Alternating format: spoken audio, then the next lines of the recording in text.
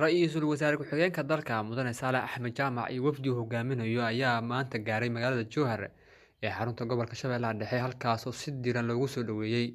Saalax iyo wafdigiisa oo qayb ka yihiin wasiirro, guddoomiyaha Sodma iyo madax kale ayaa waxaa garoonka diyaaradaha Maxamed Dheere ku soo dhoweeyay madaxweynaha Hirshabelle Cali Guudlaabe Xuseen iyo qaybaha kala duwan ee bulshada magaalada Jowhar. Ujeedka wafdigan ay u tageen Jowhar ayaa ah daahfurka mashruuca biyo-xireenka Saabuun kaas oo laga faa'iidi doono inuu hagaajiyo helidda waraab ku filan ilaa in ku dhow 370,000 oo beeraley ah sida lagu sheegay qoraal ka soo baxay dowladda Soomaaliya. Sidoo kale mashruucan ayaa yareyn doona barakaca isla markaana wuxuu kor u qaadi doonaa wax soo saarka beeraleyda gobolka. Waxaa kale oo meesha ka saari doona khataraha fatahaadaha gobolka oo saameeya ilaa 1.5 milyan oo muwaadiniin Soomaali ah. Waxaa kale mashruucan uu yareyn doonaa saameynta abaaraha iyo keydinta biyaha xilli roobaadka si loo isticmaalo.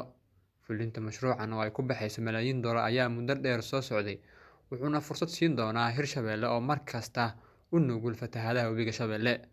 Ra'iisul Wasaare Ku-xigeenka dalka ayaa sidoo kale la filayaa inuu kormeero xarumaha muhiimka ah ee caasimadda Hirshabelle maadaama ay ka socdaan mashaariicyo kale.